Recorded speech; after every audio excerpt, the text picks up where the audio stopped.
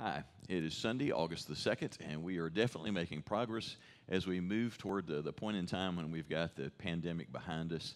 I've definitely got good news to report to you today. Pretty much at every level that we've been watching things, the numbers are encouraging right now. Just a quick reminder, the starting point every week, we look at the numbers, and the numbers that I share with you, there are only two types of numbers. It's always a 7-day rolling average looking at the numbers of new infections per day as well as the number of deaths per day. So just a quick snapshot of those numbers to tell you where we stand. Over the course of the past 7 days, the numbers globally are only up 2% from about 254,000 new cases per day to 259,000. So that's the smallest jump we've seen in a long time. That's encouraging. Actually, the global death rate is down about 7% in the last week, which is a very good thing. The national numbers for the United States are very encouraging right now. Over the course of the past 7 days, we finally reached negative numbers in terms of the growth that we've been watching for the last 5 or 6 weeks. In the past 7 days, we've seen a 13% decrease in the number of new infections per day, and that's part of a much bigger trend going all the way back to the final week of June. What we've watched in terms of the percentage increases of new cases, it was 38%, then 31%, 24%, 14%. Last week was 1%, and now today we actually are seeing the first time a drop. And I'm sorry, the number is 7% for this week for the national number. We've dropped off 7% from 69,000 to about 64,000 new cases per day. So definitely an encouraging trend. And things are only more encouraging as we get to the state level. The state of Alabama has seen a 13% drop in cases this week over the prior week, and things are even better when we look right here at home in Baldwin County, where we've seen the biggest adjustment. That is a 42% drop in new cases in the state of Alabama in 1 week span. A week ago, it was 118 cases per day. As of today, the last 7 days, we have seen that drop to 68 new cases per day. So all of this is trending in the right direction. It's very encouraging to see. Now, if you're watching the numbers, you do notice that the death numbers are continuing to go up in the United States, and that's completely predicted. It's tragic and unfortunate. In the last week, we've seen that average go from 932 deaths per day to 1,214 deaths per day. But that 30% increase is exactly what we would expect. This coming week, it'll increase about another 24%. The next week, it'll increase about 14%. And by the third week in June, it should level off. And by the the third week of August, it'll level off. By the fourth week of August, it should begin to drop. So even though it's tough to see those numbers go up, and it'll top out a little over 1,500 deaths per day. And yes, right now, COVID-19 is the third leading cause of death in the United States. But as people are wearing masks and social distancing, we're seeing everything move in the right direction, and it just takes an extra 3 or 4 weeks for the death numbers to begin to improve, and that certainly will be the case. So this is the good news. Even though we do not have a therapeutic treatment for this disease, we're getting on top of it. There are 2 ways that we can get it under control, and this has been proven now. You can either do it through a lockdown, or you can do it through masks and social distancing. And praise God, we didn't have to do another lockdown. It's been proven again and again, if everyone wears their masks, if everyone does the social distancing and good hygiene, you can begin to get this under control.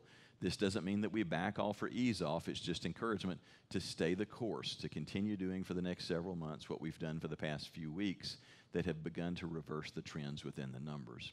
Now, having said that, all of that's very good news. I want to just say a word speaking into the ongoing confusion. And if you look at social media, you see just how much this gets stirred up into a storm every week or two, and this was certainly one of those weeks.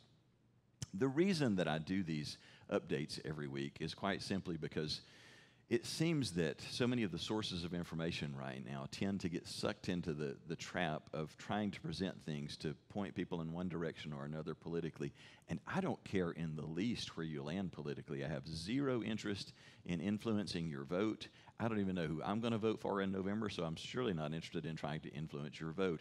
I simply want to give you good information so you can make sound decisions for your and your family's health, safety, and welfare. And so I do just want to say a word about what we're having take place right now, and that is we're continuing to see the release of videos and information that seems to stir the pot and make it sound as if there's great confusion, as if the medical community is divided as to whether this is a real pandemic or not, as to how deadly the disease is, as to whether masks are effective or not, whether they found therapeutic treatments that work and just aren't being distributed. And here's what I want to tell you as clearly as I can. There is not a division within the majority of the medical community, the vast majority of the medical community that would involve virtually all of the epidemiologists, the public health experts, the people who really know about pandemics and diseases like this, speak with essentially one voice in telling us the seriousness of the disease, how easily transmissible it is, how deadly it is.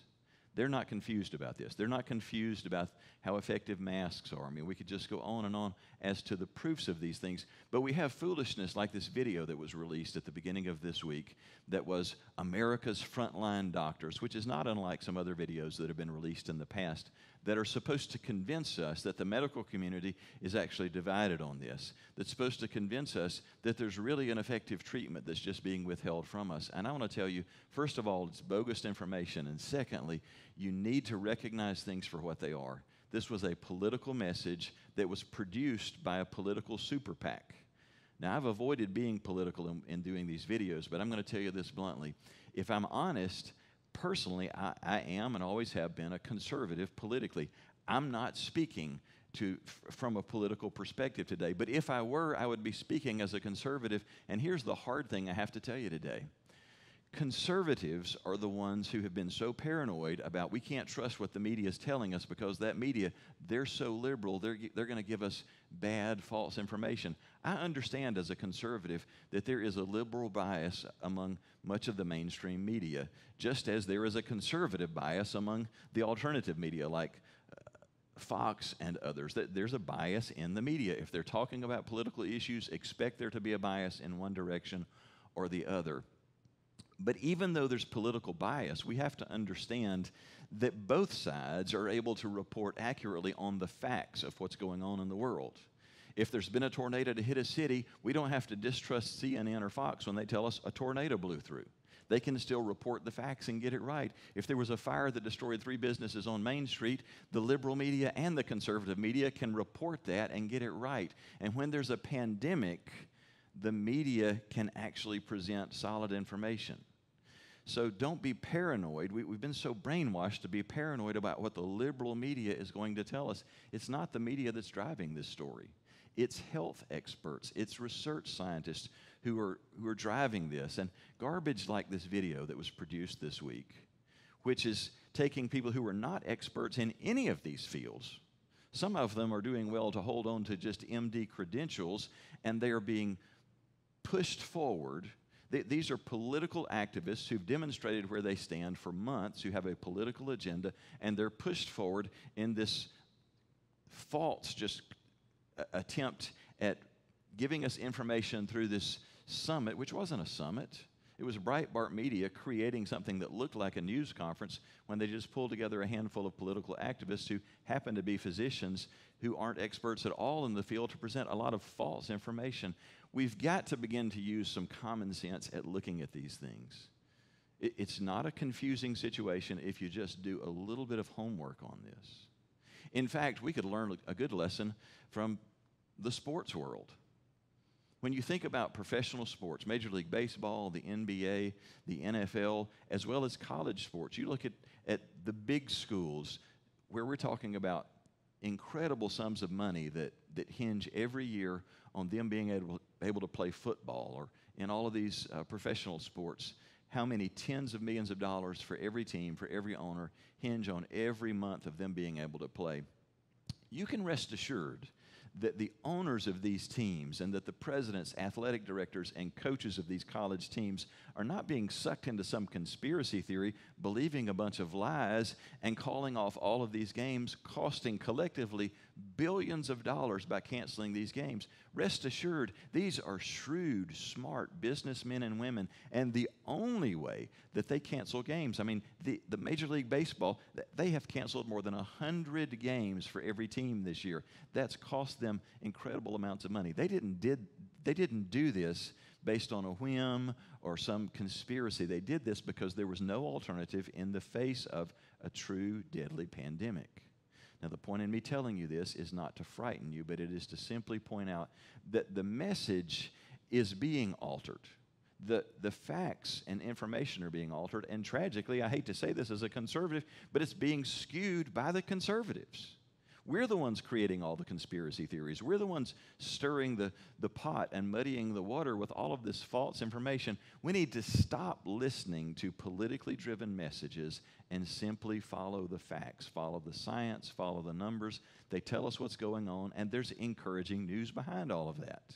If we do our part, we'll have this thing in check at a reasonable level until we can see a vaccine created. It's probably just several months away, and by next year we'll see this thing very much under control. But you and I are going to have to use some common sense, do our part, and we'll see those numbers continue to go down, down, down. We'll begin to look more like the Asian countries, which were quick to mask up and kept their numbers very much under control. We can replicate that here in the United States. So don't lose heart.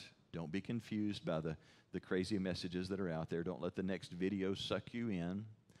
We're moving in the right direction. I'm Mark Price, reminding you to stay positive, to stay on top of this by doing your part, and always remember that you are loved.